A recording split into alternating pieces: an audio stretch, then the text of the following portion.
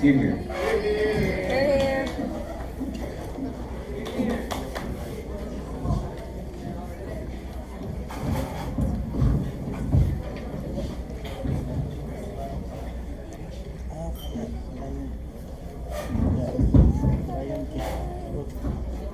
Military as a whole are people who actually follow everything that the government says, right? The main value of military as a whole is to follow the orders of the government or to follow what the government is saying or whether what the context came from. Mainly, their value is to uphold that oath and to uphold of those things. What's happening, right? But mainly, the other value of military as well is to serve the people, right? That is to actually to keep people safe or to fight the different injustices happening in status quo. Those two are the main reasons why there is a military that we have now. That is one, to serve the government, but secondly, that is to serve the people. What's happening in status right now is that there's very, very big glorification or premium given to militaries, right? We see a lot of interest or we see a lot of importance to them because we see them as a very, very important or detrimental part of society. And how does it paint a picture and how does lionizing happen generally? How does treating them with importance or with great interest happening in status quo? That's when people give heavy importance to them. Whenever they, for example, in the eyes of the people or the citizens, that's whenever they see the military, they're usually in awe that, you know, that person actually fought different wars, that person is actually fighting for the greater good of society. But in the eyes of the government, right, how does lionizing happen? That's when, for example, they put a lot of premium to those militaries. They give a lot of funds or they give a lot of their budget to that kind of military. That's when they use it, for example, in different kinds of contexts like propaganda or etc. That's how lionizing happens in status quo, right? But why are military being lionized in the first place? What is the rationale behind it? We think that it's because of the premium place that, you know, they actually champion in different kinds of feats that a lot of people are really amazed to them because they can't do what ordinary people can do. Like they can fight wars, for example, or they can actually battle different kinds of terrorists, for example. That's why a lot of people or a normal human being would like to be amazed to be this person. And that creates a facade that's happening inside right now that these people will always do that, and that actually creates a facade that these people will always do the better intention in the very first place. But when do we actually regret something? I have two standards for you, and that was one, it causes more harm than good. But secondly, when it does not benefit the society as a whole. The burden of government is very, very simple. That is to justify what are the harms of lionizing the military that justifies it to be regrettable in the first place. But conversely, opposition must prove to us and tell us why lionizing of the military is necessary in the first place. I will talk to you about two perspectives in this debate. We will analyze the different perceptions of the stakeholders in the debate, which are the government and the people in itself. Later, of the government and the people in the state. The government, meaning that they are actually the ones who funds these militaries, who actually controls these militaries, who actually orders these militaries in the first place. But secondly, the people who have to perceive these people, who these militaries are serving, or these people who actually obtains the benefit of what the military is doing in the very first place. Pre-ambition for the opposition bench, right?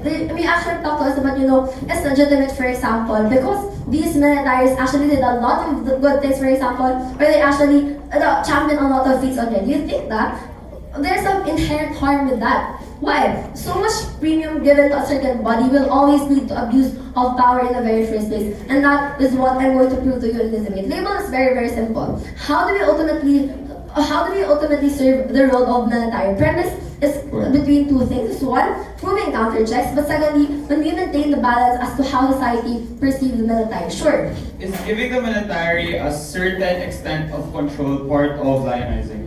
Okay, I'll be discussing that in my first, right? Analysis is simple. Military has always or should always serve the people. What's happening right now is because of the two values of what the military should do, which is to actually serve the orders of the government, for example, like in times of, for example, martial law, they're always inclined to serve the government, the government of the people. But how does it actually trickle down to the people on the ground, right? So when you already put so much premium that it becomes so much harmful because of two things, right? And how it actually hampers the counter checks is happening in society. I will talk to you about two perceptions. One is the government and one is the people. The government, for example, in status quo right now in the Philippines, Duterte has given so much premium or interest to military, for example. It always inclines the citizens So you know what? We see governments, the police, for example, the military, to actually be glorified because they actually champion a lot in society right now. But what does this actually has inherent harm? Because in how it will affect how the military perceives themselves, right? Sure, there may be people who will actually go with it, but there will still be people who will not actually have like different kinds of values, right?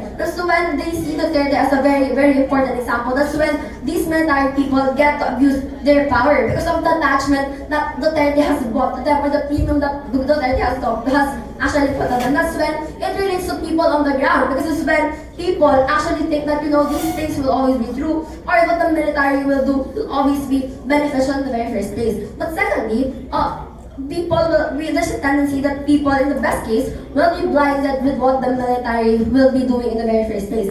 Why and how did this actually happen? If you think that with so much premium given in status quo right now to these military, sure, there may be someone who's woke, for example, who's already progressive, that, you know, they won't be blinded because you actually can see that there will still be people who are in the right mind. But however, there's still a large spectrum in the Philippines, for example, right now that still applies to these kinds of things or these kinds of notions. Talk about how there's still a lot of people who are for the killings, for example, that are initiated by the military. People will not see things as unjustifiable because there will be some people who believe and those people who will not actually believe it. In the worst case, this is when the military is important to their values, to the people on the ground. That even in unjustified acts, people are not able to assess it completely because it's already blinded by the government, for example, especially when the government has a very, very good reputation or actually is trusted or has actually gained the trust of people, for example. That's why it becomes very, very harmful. Conclusion is very simple. We think that we uphold the role of military when we regret the lionizing or the putting so much interest or importance to those kinds of militaries.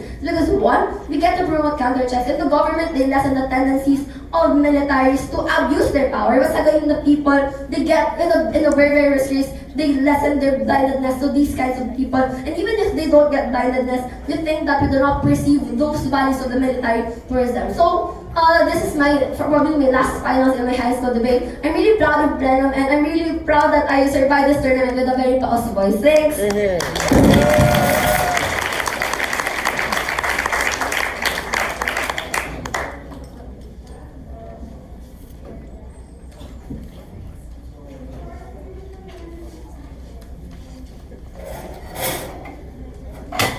Thank you, Prime Minister. I now call on Leader of Up.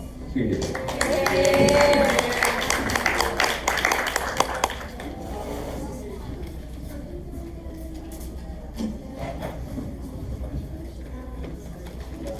The debate is a retrospective debate. It assumes that these policies have already been carried out not only nationally but internationally. In order for a team to win this debate, you need to point out specific instances of lionizing and why those instances have led to more harm than good. We have to reframe this debate coming from opening opposition. Let's redefine what lionizing really is and what are its manifestations. One, that states bolster their hard power in order to them to lobby their own military, to create IRBMs, interregional ballistic missiles, ICBMs, intercontinental ballistic missiles, Mr. Speaker, and secondly, militarize their foot soldiers, Mr. Speaker, and create further bolstering towards that. But secondly, it's the investment of these people to create more facilities for the military. But thirdly, is to create international rapport in order for their military to survive. Because militaries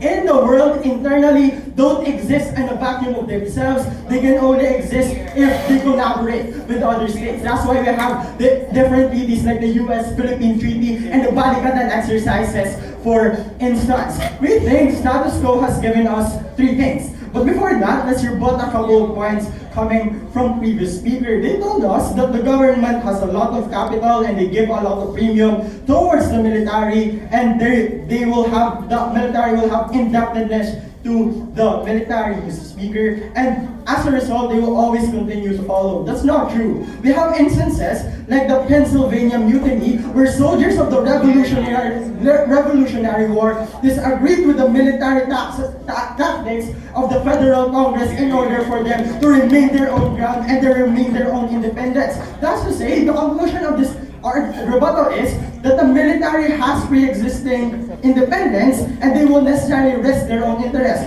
Even if they just follow, they are counterchecked by external factors like the international community and can be sanctioned by the UN through the Geneva Convention, Mr. Speaker. Status quo gives us three things. First, that states have already had great premium for militarization because militarization works hand in hand with diplomacy and creation of international collaboration. We think it's through lionizing that North Korea reintegrated because they use the value of mutually assured destruction to their ICBMs and IRBMs to make countries realize that they have their own interests and their interests needs to be catered to by the international community. No thank you. And using that military power and the hard power, they were able to sell themselves and able to gain meetings, for example, with Donald Trump in the US. But secondly, these are instances of lionizing in Vietnam. Because in Vietnam, Mr. Speaker, they fended off Western narratives from USA, right? We think it's those instances where countries remain their own independence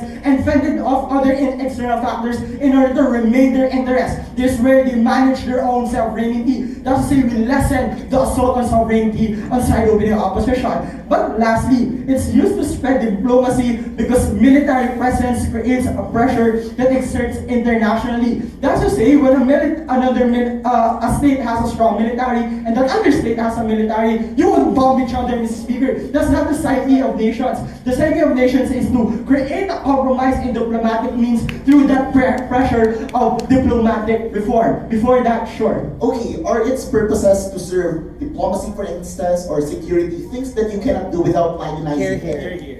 The purpose doesn't necessarily work without the counter effects that you have. For instance, right? We think the purpose will only be as good as the effects that it has bared to you in minimum. That's why this debate is a calculus of those effects, right? We think now, secondly, countries massively fund their militaries and we've lessened conflicts because of it. We have international collaboration which makes countries who have lesser military create strategic alliances with countries who have greater militaries. That's why we have many treaties with the US that no thank you, that's why we have many treaties in China, for instance, Mr. Speaker. This is where we have better international collaboration and we lessen the scope of war, for instance, right? We think the standards of this debate is two things. One, how does lionizing lead to more harm than good since it's a retrospection? But secondly, why is it justified to continue lionizing? First argument, lionizing has made more international harmony before lionizing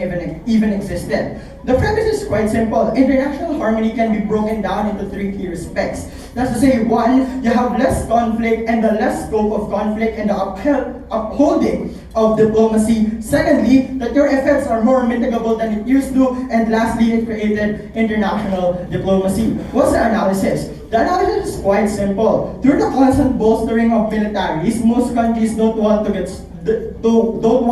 get destroyed. They envision themselves and present and market themselves as nations of independence through these militaries and show their sovereignty through these militaries because you can never be interfered when you have a strong military presence, for instance, right? So in instances where sovereignties have been oppressed, for instance, by other countries, it can be counterchecked by having and forming strategic alliances, no thank you, through the bolstering of your military presence or power. In the instances where there's a power imbalance, and we think there's, we'll concede to the first argument was an assumption, but secondly, we think in the presence of power imbalances, where does lionizing now help? Lionizing assumes that most countries will create strategic alliances with other countries in order for you to forward your own interests. Not to say they have a calculus to assess which will prevent more war and which will lessen the scope of war. Mr. Speaker, what's the conclusion? We think it creates international harmony because it lessens the scope of conflict. There's disincentive for nations to go to war because one, you have stronger militaries, but secondly, you have strategic alliances with international bodies who have strong militaries in instances.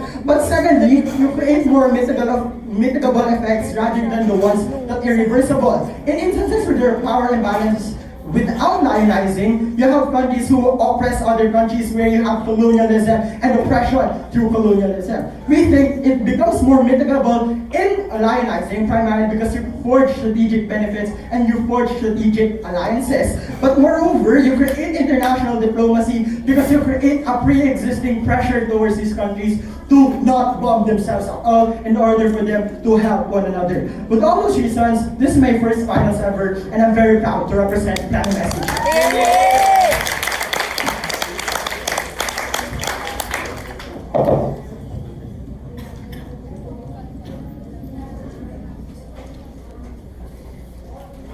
Thank you, Leader of Opposition, and now call on Deputy Prime Minister. Here.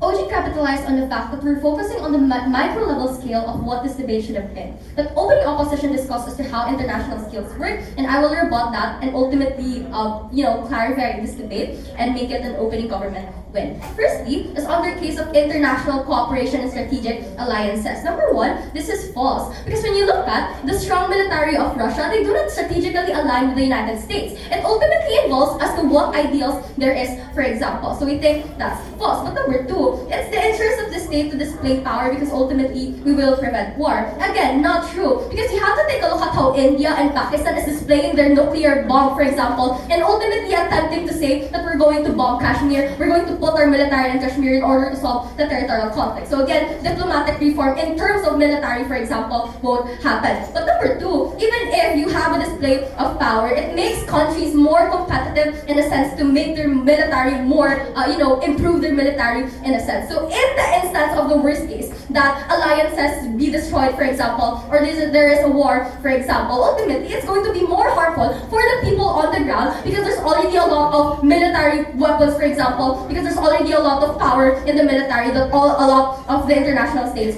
have. But number three is in terms of independence. We say that even in the best case, that's true, this is really problematic. Because then, if the regime in that certain country is really problematic, how can intervention help then? And how can intervention to help the people on the ground happen on their side? I'm going to discuss my issues in two discussions in terms of the principled argument as to how it caters to the military and ultimately to the eyes of the people.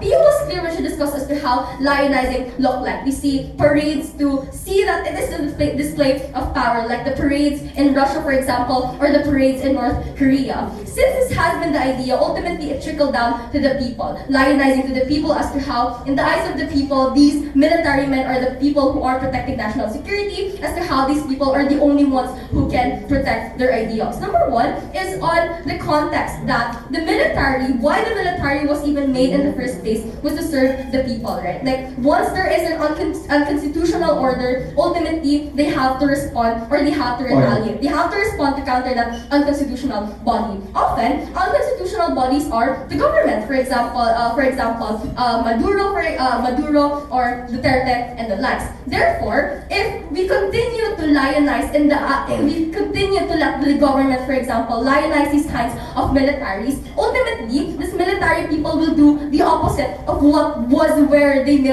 were made of at the very end of the day. The constant lionizing in the eyes of the military has now the tendency for them to side to the unconstitutional body. I mean, the main reason why Maduro is still in power is because the military is still in his side. Like, the reason why the people cannot overthrow Maduro is because the military, because of the constant lionization, ultimately made the military believe that Maduro is good, that Maduro is perfect, for example. So that has a strong alliance between the military and the government, and we think that's really harmful. But number two, furthermore, on the abuse of power, for example, like that, it has always been implanted on the minds of the military. It has always been said that they were good, that their interests will ultimately protect the national interests of the community. The tendency now is to think, for this military to think that they are the best contributors to society. Like, they can only protect the national security. They are only the people that can contribute. This is why it's so harmful, because this is why we have military coups in the first place, where a regime falls, for example, ultimately the military will take over. That doesn't necessarily serve the interests of the people people on the ground. We think this is really harmful on the next case, in the next case of this debate as to how it is in the eyes of the people. But go. What now is the extent of support that OG is willing to give to the military in order for their harms not to happen? There's no mechanism.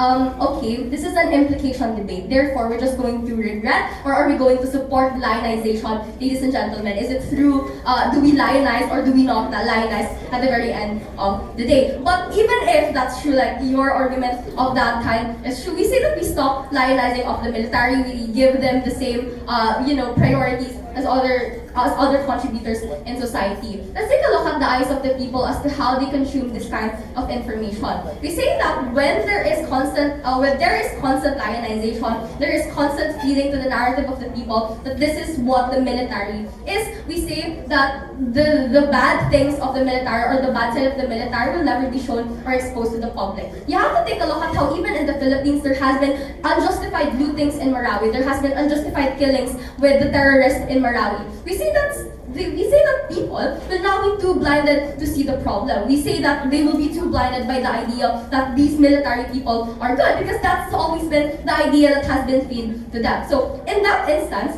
we will now remove the counter check that has been existent in society way before. Where number one, the military should be the counter check as to if the government made something unconstitutional, they should be the one to respond to that. But furthermore, the people should also be the ones to counter check that even in the worst case, right, even in the best or worst case, that these people or this military, for example, side with the government, there has to be an implication on the eyes of the people as to how they respond to that kind of narrative. We say it's in the better case when there's some kind of counter checking, when they know that these military may not even be in their best interest. Now let's compare, because open opposition mainly tackled on the international scale but never really on the micro scale. Firstly, what they want ultimately is to stop the war, for example. But number one, we already discussed to you as to how this is unlikely because wars in number one will never be prevented in the first place. But number two, even if that's true, we say that strategic alliances is false because it has always been the ideal. It has always been the ideals of those certain kinds of states in order for those strong alliances to happen. So diplomatic reform cannot happen because ultimately, if you display your power, it's already an imposition, and it's already an imposition of your values, and ultimately other countries will see you as a competitor. So to compare in terms of micro level scale, even if opposition never discussed that, you have to take a look at how even in the best cases of their bench, for example, as to how even if people would still counter check, for example, you have to target what is the psyche of this military people, for example, because even in the best cases, we have to consider the fact that these military people are still people with their own self-interest, for example. So they still have a lot of interest when it comes to the lionization of the government. So it's more likely for them to side with them if the cases of that still happen. So So to conclude, we say that lionization is so harmful in the instance of one, it doesn't serve the role of the military in terms of the principal and pragmatic benefits, but most importantly, it's even more harmful in their international scale where wars even could be seen as a competitiveness. So it's 7:30. This may or may not be my last RC, go Plano. Thank you.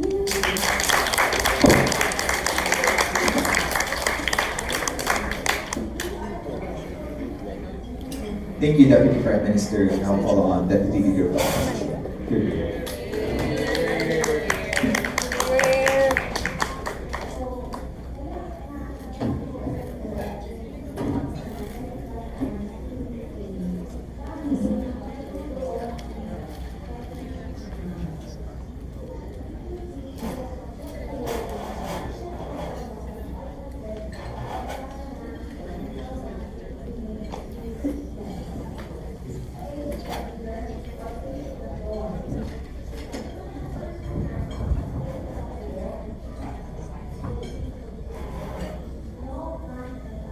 Let's rebut first. Firstly, is on my POI as asking DPM rather, as to what extent are they willing to give support to the military. her answer was one, this is an implication debate, so they don't need to give a mechanism, which is wrong. Because in order for you to conclude that that is an implication, you first need to discuss the process as to how you came up with that implication. So at the very best, OG had a logical leap with their arguments by discussing an implication, but not necessarily discussing how they come up with that implication. But she answered that POI by saying that and then answering that they'll give the same support as the government gives support to other organizations. But this is clearly vague. What is the extent of that support exactly? So there's still no clear mechanism coming from government. And if closing government will give that mechanism, it's already too late. Secondly, is in terms of their main argument that there will be an abuse of power by the government when we lionize the military. Three responses to this. One, it was not discussed because there were no clear discussions as to how lionizing will completely result to politicians using the military to do things that are bad. Because there are already examples given by my partner a while ago, such as the Pennsylvania Mutiny, wherein the military itself was the one who overthrew that government, and this was able to happen when that government was lionizing the military. That military was given up to some extent of independence to operate, so there were no discussions as to how that really is concluded. Secondly, that's not true. Again, discussing what my partner told you, there were already counter-check mechanisms in status quo, such as international pressure. For example, Iran signing an agreement to stop the production of nuclear weapons. So we think that counter-check mechanisms in status quo and these alternatives are already enough to contradict or to prevent the exploitation. Secondly, even if that it's likely that the abuse of power by the government will happen, we think that that's even better when the government is lionizing the military, because in lionizing you also give the military up to some extent of independence. So it's more likely that you have a stronger opposition in times of regimes such as in the Pennsylvania Mutiny. But before I proceed, are there any POIs? Okay, if counter-checking exists in terms of international pressure, then why is it worth supporting to lionize it in the very first place?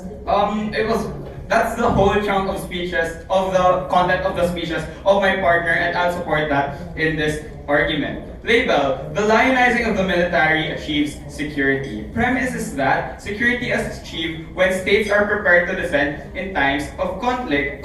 Now, how is necessarily this achieved? One, in terms of funding, and two, giving that certain military up to some extent of sovereignty within its group. So allowing the military, but these two things allow the military to develop, which is the primary, and the military now is the primary source of protection of that state. Now, how does lionizing the military achieve this? In lionizing, you give up to some extent of significance to that actor in that state. Now, how does lionizing achieve security? One, it makes the state able to protect itself. Firstly, through funding, you give them more arms, so necessarily they become more powerful. This is important this should be a concession, because countries that have a strong military are the ones who allocate huge budgets for its military, such as the US and China. Secondly, is in terms of control, but we concede that this control has a limitation to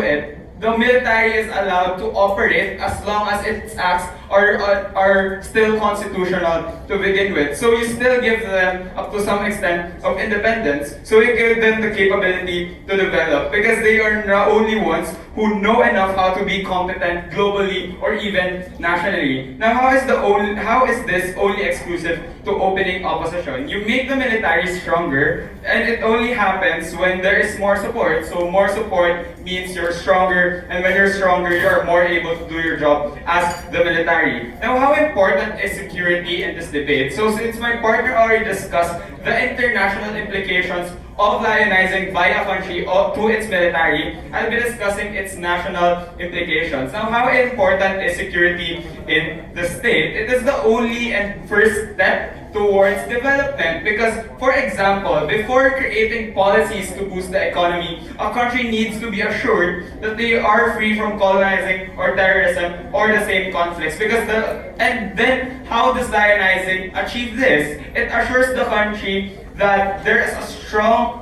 backup plan in cases of these things happening. So you become more secure, and being secure is the first step to catering to the development of your country economically, for example. And another instance is that before catering to humanitarian concerns such as education, for example, or shelter, there should be people to begin with in that country. So in order for those people to feel secure, there should be an entity that is strong, and you make a military, and that entity should be the military, because the military is the one who is tasked to protect those people. So in conclusion, security is important in this debate because it's the first and only step into development. And security happens when countries are able to defend the state from possible threats, and their capability to defend is directly proportional to the support they receive. So in this argument, we achieve two values. Firstly is development, and secondly, we achieve development through the value of security. Now, why does opening opposition win in this debate? We did three things. One, we discussed how it benefits the nation as it is, and secondly, how it benefits the global arena, Mr. Speaker. And lastly, we discussed how lionizing the military is okay, because there are instances that the military is capable of combating oppressive regimes, such as in the Pennsylvania Mutiny. And secondly, there are instances in status quo, or there are counter-check mechanisms in status quo that prevent these things from happening. So before I end my speech, I just want to thank everyone who trained me since grade 8. So that's Kuya Yadi, Ate Haya, Sir Ray, Sir Val, my brother, and my Sir Anthony. So this speech isn't only mine, this speech is also for the DEMSOs I've been part of. JHS, thank you very much.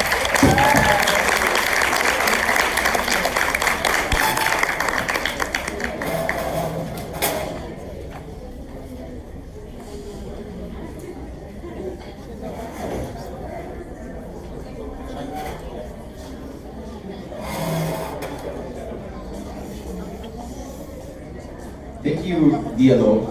I now call on Member of Government. Here.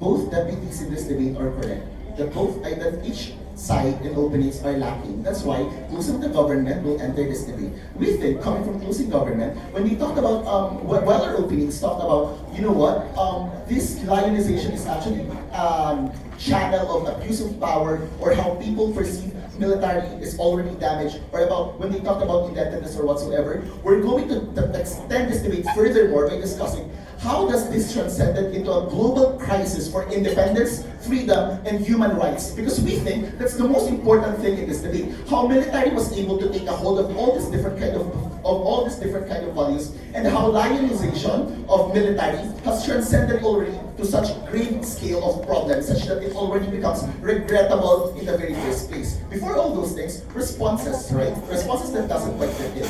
Opening opposition is heavily value neutral in this debate. They talked about diplomacy, security, or whatsoever. But the very simple question is, can we take this value without lionizing the military in the very first place? We think it is unnecessary to over-glorify military for them to serve their purpose. Their very mandate is to protect the state, for example, to execute sovereignty or whatsoever. Those are bare minimum requirements for them. We will do all those things without even over-glorifying them in the very first place. So opening opposition really doesn't have a value at all in this debate. But more importantly, enjoy your seat. And more importantly, we talk about how, for example, we have lessened conflicts such that lionization has already transcended into counter-checking or whatsoever. We're not gonna rebut this by mere examples like our European the husband. We're going to rebut this by by discussing or venturing towards the principles around the decisions that these military forces has discussed. And I'm going to do that furthermore in my speech. The last thing I want to rebut is about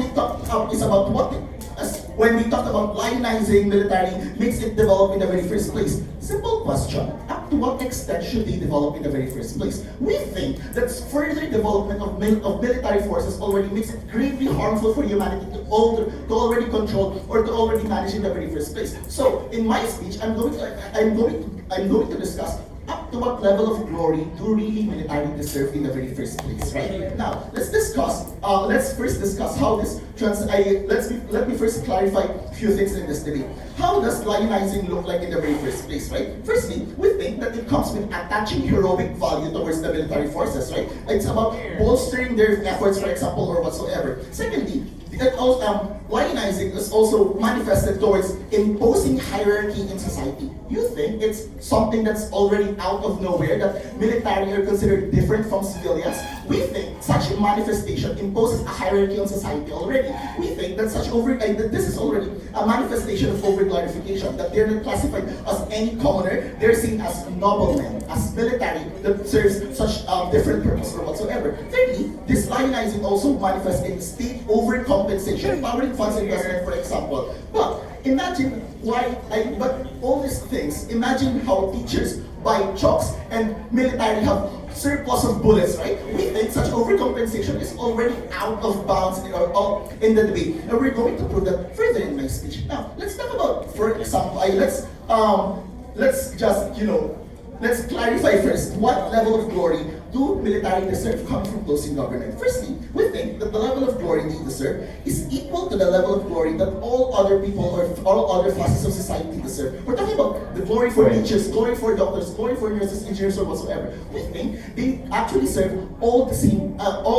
level of importance in society. We do not think that over-glorification is necessary for them to do their purpose in the very first place. But more importantly, the level of glory that they deserve must also manifest in affixing their budget to what they really need. Because what do they really need? Do they really need to actually proliferate, huge amounts of weapons against humanity? We think such is unnecessary if it's only a purpose of security or whatsoever. But more importantly, we think that the importance we invested on them is heavily disproportionate to the purpose they deserve. If we're talking about, their purpose of diplomacy, for example, or sovereignty, we're gonna think that on closing government without lionizing them, which is not proven to be necessary in the very first place. Now, let's ground this further into reality, right? The lionization has manifested with how United States of America and China, for example, are trying to power flex and bolster their military power in the Indo-Pacific Islands, for example. It manifested with North Korea. The reason why we contain them and we call them as rogue state is because they continue lionizing the military in their state, right? But it also becomes very, very harmful coming from opening opposition to tell you that, you know what, North Korea was able to reintegrate with this lionizing in the very first place. Is that already a concession that they actually support such a stance in the very first place? We think that the lionizing of North Korea has made it a rogue state in the very first place. We think such already is harmful, right, coming from their side of the house. But more importantly, okay, sure. You already conceded that the military has a value in the state. So how is the military more able to do its job? Is it through more support or less? It's not enough to say that it's not necessary. False dichotomy. We don't have to choose more or less. We only have to make it proportional to the purposes they serve. There's a false dichotomy that they're trying to impose on us in this debate. More importantly, how does it translate into a global crisis in the very first place? We think lionizing is instilling authority through fear, for example. The principle behind imposing authority in rejecting authority is very simple. It's expansionism, right? It seeks to widen and widen and widen from citizen to citizen, community to community, and furthermore towards other states. We think that diplomacy, if this is all about diplomacy, we argue that continuous bolstering of military forces places a ceiling to what extent of compromise can be reached in status quo. Diplomacy will always be uncertain with lionizing military because one's weaponries are always on the instance that a trigger point is reached already. And that's very harmful on their side of the house, right? More importantly, a global crisis, we determine a problem to be a global crisis when it becomes when humanity is ought to suffer in the very first place. We think that the lionization of this kind and the lionizing of military has already transcended towards a problem that everyone is ought to suffer, given that they themselves will be directly and gravely harmed on the instance that such lionizing already flexed towards the extent that they were never able to clarify in this debate. Up to what extent of lionizing do they really want on their side? Because according to them, you know what, we're going to just funnel down resources or whatsoever. We think such is a false such doesn't even serve its purpose in the very first place. With all those reasons, closing government is the closest one to what this debate is looking for, and with that, I'm proud to end my speech. Thank you.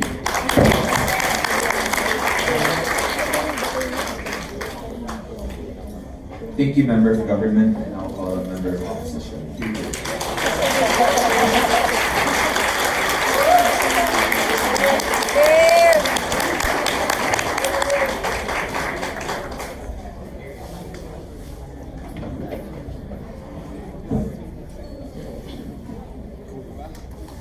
The overarching question of this debate is, why do we support lionizing of the military, or why do we regret it? This debate is a retrospective analysis that seeks to resolve whether treating the military as greatly important and interesting has done more harms than good, or the alternative.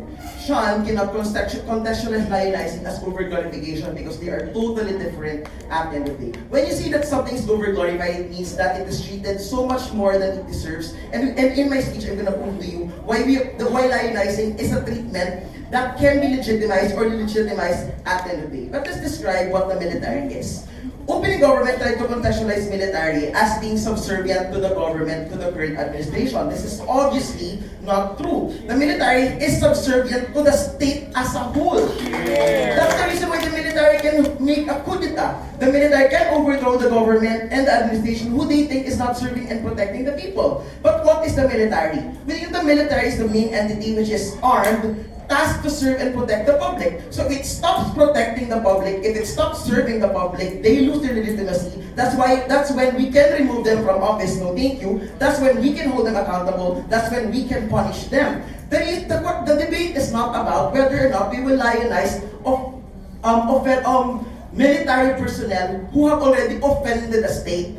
This debate is about, as in general, as a concept, should military, as an entity of the government, should it be lionized, or should it be treated just like any normal entity of the government? Let's talk about lionizing. Who lionizes? We think that lionizing comes from the public. Meaning, if it's the public that does this, it means that the public can opt out of lionizing it. It means that they can easily reject the idea that the government, that the military is important and interesting the moment that it fails to do their part in serving and protecting them. No, thank you. But how is lionizing done? All of the teams in the debate have already talked about how budget allocations are poured on them through salaries, through equipment. We've already talked about how we give more respect to them when we treat them higher than everybody else in any other profession. But where does this lionizing derive its power? It's from public perception. The lionizing of the military will only be a harm if the people gives it legitimacy and power. No, thank you. So no, state-perpetrated conflicts and despotic regimes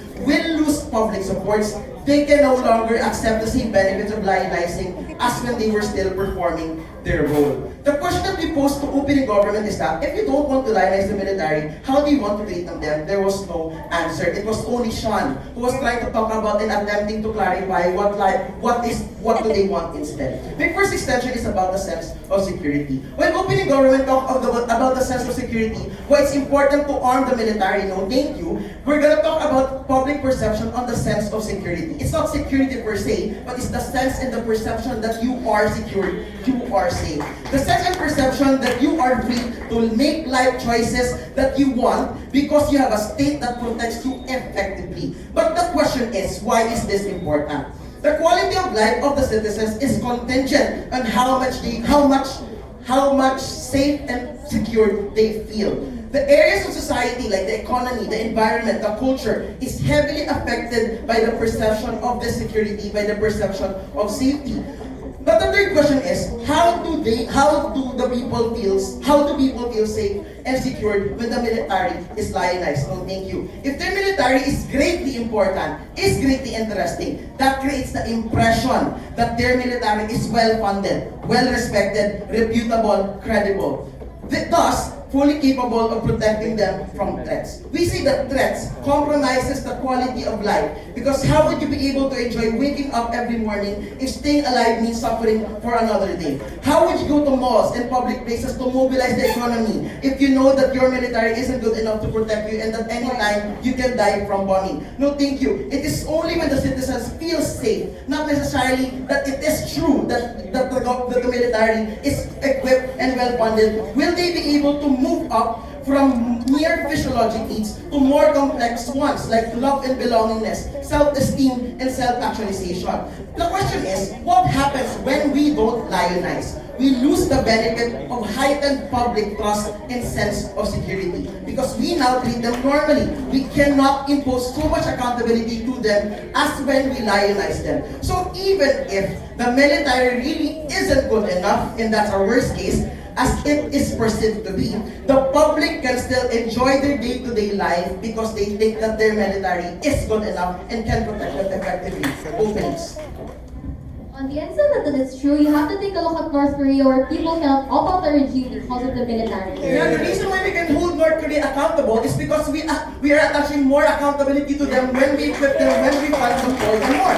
That's my second extension about accountability. Why is heightened accountability important? Because we think that state entities across the boards are corruptible. So even if they start as good, they may turn out to be bad. North Korea may have intended to do these policies so that it will be able to protect the economy, protect the citizens, but it eventually turned out good. That's the reason why the extension is about accountability, and we think that lionizing increases and heightens this accountability. How do we hold entities more accountable when we lionize the military? We say that to whom much is given, much is also expected. If they receive more funds, we can demand for more results. If they receive the complete public trust, the public can make them liable. Should the military fail to protect them? That happened in Maguindanao massacre. We hold the people accountable because the government failed to protect the media men in that place. So it's only when you give them great importance and great interest will we be able to demand more from them and demand that they perform and they give more results to us. But lastly, why do we need to impose heightened accountability and not just some degree of accountability that can be achieved even without lionizing, as what Sean was asking? Because of the rising degree of impunity. Lionizing results to more accountability means that there are two things that it achieves. It draws more public attention because, well, the military is respected, the military is well-funded, everyone in the public and citizenry looks at them. It creates more pressure on tribunals, both domestic and international, to resolve the issue then because the public creates a critical mass that will demand from the government or from international entities the resolution of those things. And for all of those reasons and more, this is my first time competing in Roco Cup in the banner of UNC, and I'm very, very proud. Second. Finish on USA. Thank you, member of opposition. I now call on Government Roco. Yeah.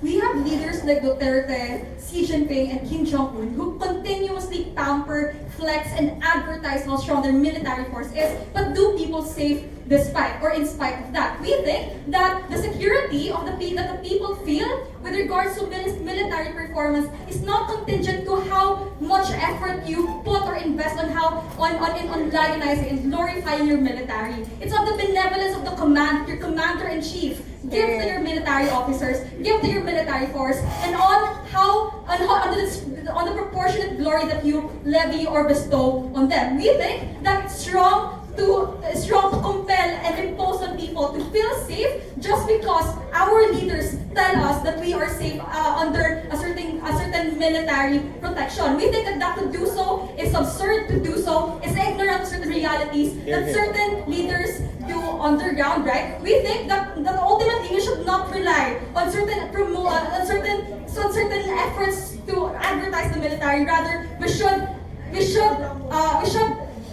assess and evaluate our military based on the performance that we see they do. We think that given that response, closing opposition already loses this debate. So let's respond to the entire opposition, right? And ultimately crystallize the win for closing government. The burden of opposition is not at all to tell us what's the value or the importance of the military. We think that we already conceded that because again, it's a fundamental power of any state to establish a military, a defense and offense system, and an offense and defense system to secure and assure the welfare and safety of its people. We think that it's strong to say that the recognition, and this is in response to the diplomacy/sovereignty argument coming from the entire opening opposition, right? We think that it's strong to say that the recognition of a state sovereignty is contingent to how rigorous a state promotes or advertises your military, right? Why? Number one, international laws and protocols already exist to incentivize states to recognize the independence of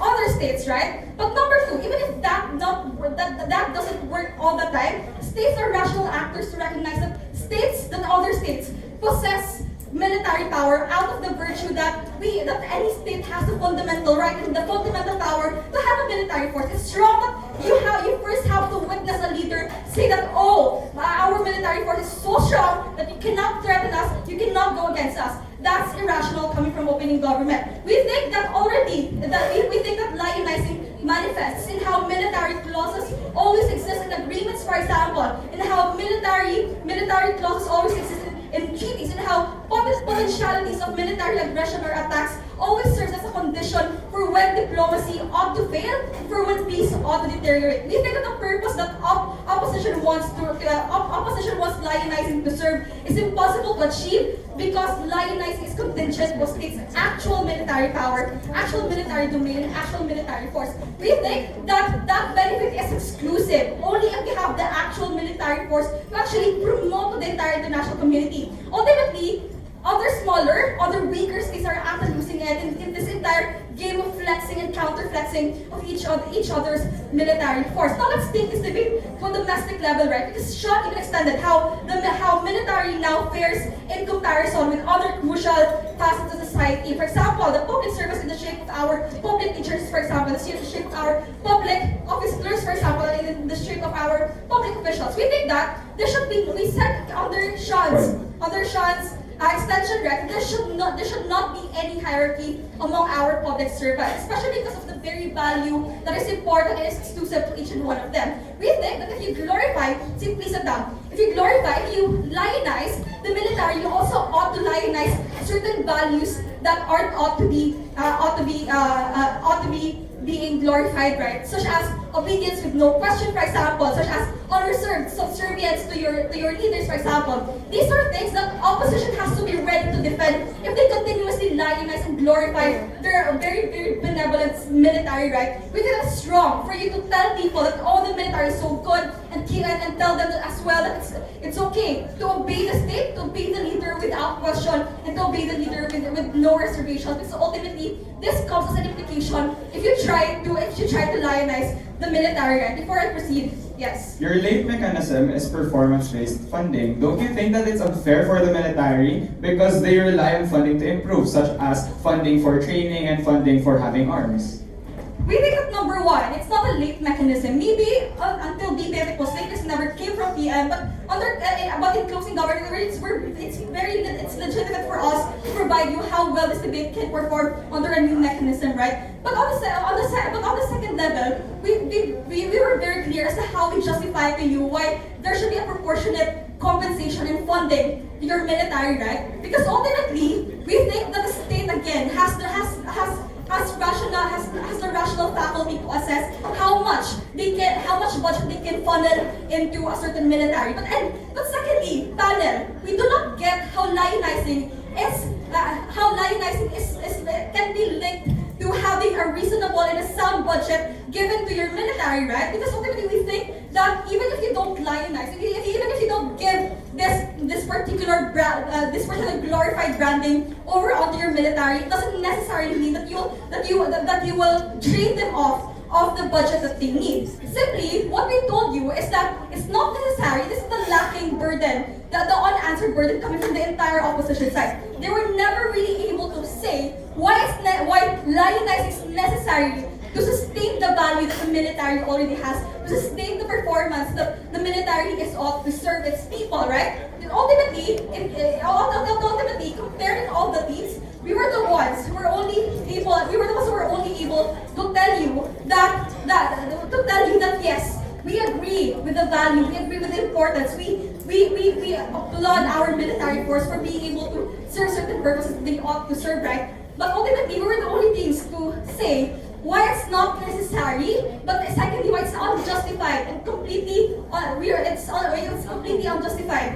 Unjustified that we levy on them this particular undue glorification, right? So in conclusion, you can see that in terms of diplomacy, in terms of the global and international aspect, we are able to say that still diplomacy and sovereignty can still stand without their policy, but on the domestic level, we think that the people are better off not having this kind of model, and people are better off judging the military according to how they deem them to perform based on their actual performance, right? For all those reasons, we're very proud to propose. Thanks.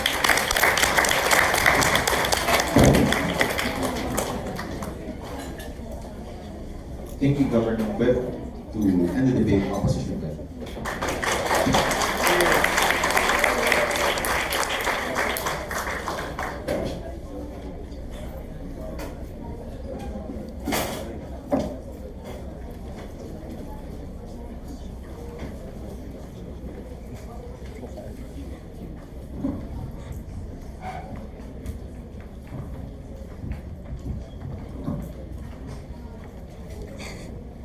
Openings strategically play this debate by making it a simple chit-chat of simply counting harms and benefits, which are case-to-case, which are isolated instances and case studies. We agree with opening opposition that this is a retrospective evaluation debate. But we do not agree that in doing that, you have the technique of matter vomiting with unanalyzed case studies. This is why, in assessing this debate, the championship should be given on who highlighted principled exclusive benefits and co-opted mitigation of harms. And we think that strongly the trophy is coming to its new home. Let's dismantle opening government first. In terms of technicalities, let's talk about characterization. Notice that they have even in the speech of Prime Minister herself, she has an evolving definition of the mandate of the military. First, on one hand, they should be loyal to the government. But on second, she also claims that their mandate is to serve the people. But more importantly, Prime Minister gave you a very superficial context on why lionizing came to be. Because the military is amazing. Period. Why is this particular call out important? Because it shows how opening government has the strategic characterization displays unclear grasp of the context of the motion. It affects the reliability and persuasiveness using this particular strategic characterization. But secondly is in terms of their burden fulfillment. We think that the choice to simply choose as a burden that their only burden is to show and count harms of lionizing is soft, non-relevant, and undervalued. We think that what should have been the burden of side government? We should have been prepared to even characterize if you think that lionizing is too much, you should have given us standards on what exactly is enough. Or what exactly is the basis for that particular measurement? Or what is your better alternative to lionizing? But notice that the opening government strategy was to simply count harms and abuses. But the overarching burden then is for them to prove that without lionizing, will all of your harms magically disappear? We think that no analogy coming from your entire opening government. But let's also dismantle the frame of closing government. Notice how now their frame is that the level of glory should be equal to all professions. But this is very problematic because it assumes that each and every nation has homogeneous context, homogeneous priorities, and homogeneous social issues. More importantly, we think that even if in the event that they have homogeneous context, we think that even that failure to prioritize military is still more dangerous, because if you fail in providing for social welfare, that is how you have CSR, you have charitable institutions like Doctors Without Borders for Health or Health Each for the Philippines for Education. But notice there is no charity for military, and it is only the government who has the mandate to actually support your very military. But I'm not sure, would you want to hire mercenaries instead or have a charitable institution for mercenaries? I don't think so. But more importantly, is in terms of their faulty characterization of this time that knows their characterization on give them what they need. But notice how there is no specific standard in operationalization on how exactly do they characterize need. What would then be the basis of need? Is it still public perception, or basically there's the absence of a basis. But notice that this is actually a soft clash, because what if the need then is increased border control, is increased protection of your sovereignty against West Philippine Sea? Are you now conceding to give priority towards military? Thus, basically, still closing government shares the strategic and the lack of technique of opening government. But before I proceed to principled responses, yes. Okay, accurately, supporting lionizing military also assumes that all states homogenizely must prioritize the military, right? That would be integrated in my principal responses. But basically, entire government has two flawed analogies. Firstly, how putting high premium on the military leads to abuse, and second, how lionizing makes militaries untouchable. Let's respond to the first analogy, that putting high premium magically equals to abuse. Firstly, we think that there is no logical process provided as to how priority then leads to abuse.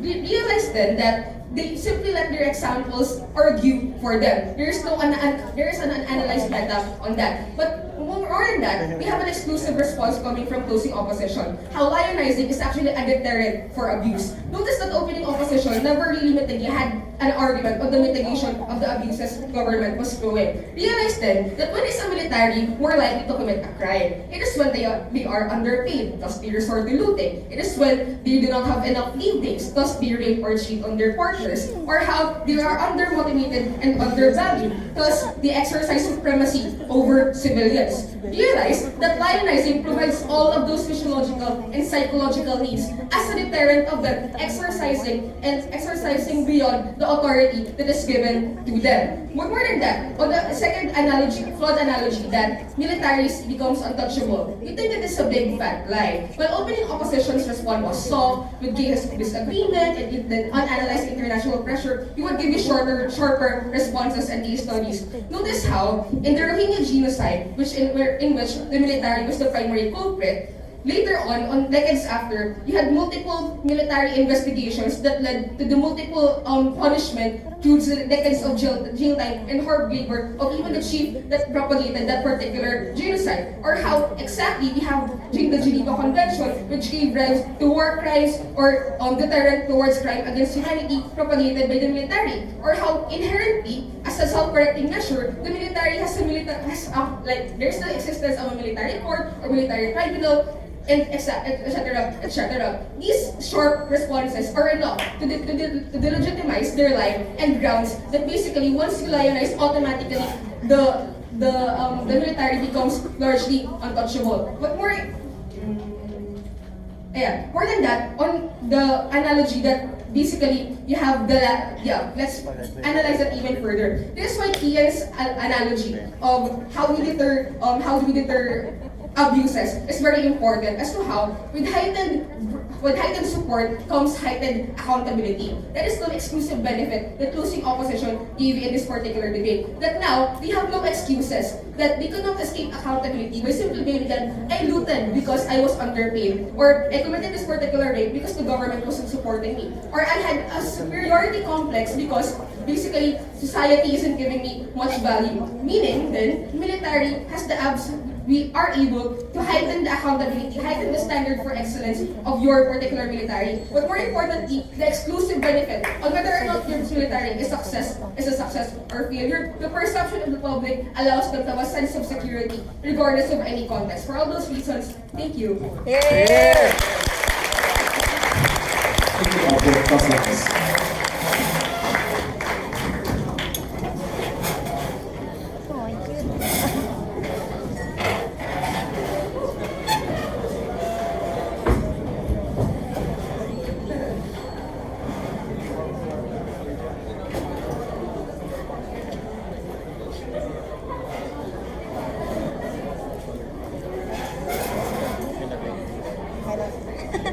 Bye.